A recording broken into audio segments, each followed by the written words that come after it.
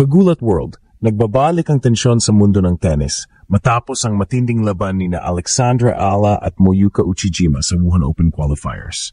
Sa isang 3 set na sagupaan, nanayag si Uchijima 4-6, 6-3, 6-12 na nagbigay daan sa posibilidad ng isang rematch sa Osaka Open. Ang pagkatalo ni Ala ay nagbigay ng pagkakataon kay Uchijima na makapasok sa susunod na round ng torneo.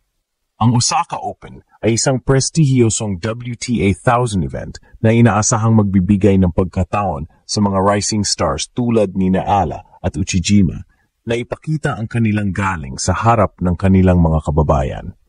Ang posibleng rematch ay magbibigay ng pagkakataon kay Ala na makabawi at ipakita ang kanyang paglago bilang isang manlalaro. Samantala, patuloy ang paghahanda ni Ala para sa kanyang mga susunod na laban, kabilang na ang Guangzhou Open sa susunod na linggo. Ang kanyang determinasyon at dedikasyon ay patuloy na nagbibigay inspirasyon sa mga kabataang Pilipino na mangarap at magsikap sa larangan ng sports. Buong Japan di mapakali. Alexandra Alex Ala, ang racing tennis star ng Pilipinas, ay muling nasa spotlight matapos ang kanyang matinding laban kontra sa Japanese qualifier na si Moyuka Uchijima sa Wuhan Open qualifiers. Sa kanilang unang sagupaan, natalo si Ala sa 3 set, 4-6, 6-3, 6-2. Ngunit hindi ito katapusan. Sa halip, ito ay simula ng isang bagong kabanata. Ang Osaka Open ay nag-aalok ng pagkakataon para sa isang rematch at ang buong tennis community sa Japan ay nakatutok sa posibilidad na makita ang dalawang rising stars na magharap muli. Ang laban na ito ay hindi lamang simpleng laro. Ito ay simbolo ng determinasyon at pagsusumikap ni Ala. Matapos ang pagkatalo, malinaw na hindi siya nagpadala sa pressure, kundi nakakita ng oportunidad upang lalo pang pagbutihin ang kanyang laro. Sa unang set, ipinakita ni Ala ang kanyang agresibong baseline game at mabilis na footwork. Ngunit sa gitna ng set, nakuha ni Uchijima ang breakpoint at natapos ang unang set sa kanyang pabor, 6-4. Sa ikalawang set, bumangon si Ala, nanalo ng 6-3, at ipinakita na kaya niya makipagsabayan sa pressure. Ngunit sa huling set, mas matatag at consistent si Uchijima na nagbigay daan sa kanyang panalo sa kabuuan ng laban. Ang pagkatalo ay hindi pumigil kay Ala na mag-focus sa hinaharap. Sa halip, ito ay nagsilbing wake-up call at inspirasyon na kailangan niya maghanda para sa susunod na oportunidad. Ang posibleng rematch sa Osaka Open ay magiging sukatan ng kanyang paglago bilang atleta at isang pagkakataon na ipakita sa mundo na ang kabataan ng Pilipinas ay may kakayahan at tapang na lumaban sa pinakataas na antas ng tennis. Sa susunod na linggo, plano ni Ala na ipagpatuloy ang kanyang training at sumabak sa Guangzhou Open habang pinaghahandaan ang Osaka. Ang kanyang determinasyon at disiplina ay nagbibigay inspirasyon hindi lamang sa kanyang mga kababayan sa Pilipinas, kundi sa lahat ng kabataang nangangarap sa larangan ng sports. Ang laban ni Ala at Uchijima ay patunay na sa bawat pagkatalo, may oportunidad para sa tagumpay, at sa bawat hamon, may pagkakataon para sa paglago. Ang posibleng rematch sa Osaka Open ay hindi lang laban ng dalawa. Ito ay laban ng karangalan, dedikasyon at Pinoy pride sa pandaigdigang entablado ng tennis. Hindi nagtatapos ang kwento ni Alexandra Alex Ala sa Wuhan Open qualifiers. Bagamat natalo siya sa unang laban kontra kay Moyuka Uchijima, malinaw na ang Filipino tennis star ay handa na sa susunod na hamon. Ang Osaka Open, isang prestihiyosong WTA 1000 event, ang susunod na entablado kung saan maaring magtagpo muli ang dalawang atleta at ang buong Japan ay nakatutok sa posibleng rematch. Sa likod ng kamera, abala si Ala sa matinding training, focus sa kanyang footwork, mental toughness, at serve consistency. Kailangan kong maging handa sa bawat bola at huwag magpadala sa pressure, sabi ni Ala sa isang panayam. Ang mga training session niya ay hindi basta-basta. Ito ay pinaghalo ang drills, match simulation, at strategy breakdown, lahat para mapabuti ang kanyang laro laban kay Uchijima. Hindi lang pisikal ang paghahanda. Mental game din ang pinagtutuunan ng pansin.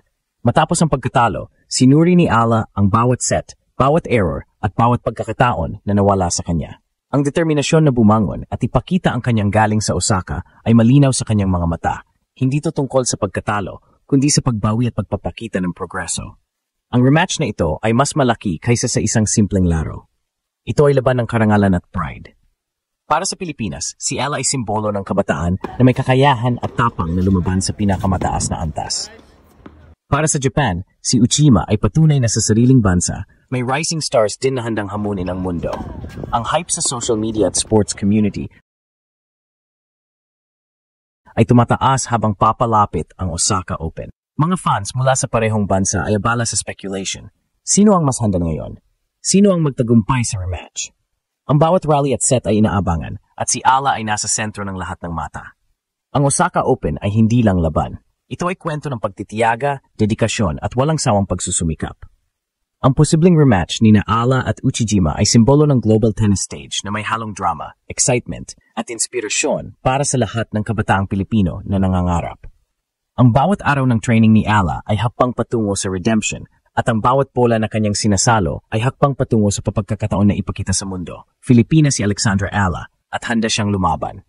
Buong Japan at Pinas, abang-abang.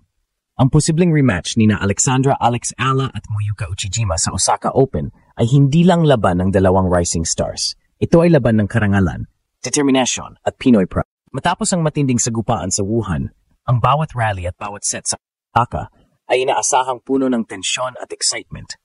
Para kay Ella, ang laban ay simbolo ng lahat ng sakripisyo at paghahanda na ginawa niya sa huling taon. Ang bawat practice, bawat drill, at bawat travel sa tournaments ay pinagsama-sama sa goal na bumawi at ipakita sa mundo ang kanyang paglago bilang manlalaro. Hindi lamang para sa sarili, para sa buong Pilipinas na abala sa pag-follow sa kanyang journey sa international tennis. Ang Osaka Open ay isang prestihiyosong WTA 1000 event at parehong rising stars, si Ella at Uchijima, ay may pagkakataong gumawa ng marka sa global tennis. Ang Japanese fans ay nakatutok sa kanilang sariling atleta, ngunit ang bawat Filipino fans sa social media ay nagbabantay, nag-cheer at nagpa-post ng suporta. Ang pressure ay malaki, ngunit ito rin ang nagbibigay motivation kay Ala na ipakita ang kanyang pinakamahusay na laro. Hindi biro ang rematch na ito. Ito ay laban ng strategy, mental toughness at style. Ang bawat set ay maaring magbago ng momentum, at ang bawat point ay maaring maghatid ng panibagong twist sa kwento. Para kay Ella, ito rin ay laban para sa redemption. Ang pagkatalo sa Wuhan ay nagbigay ng valuable lessons.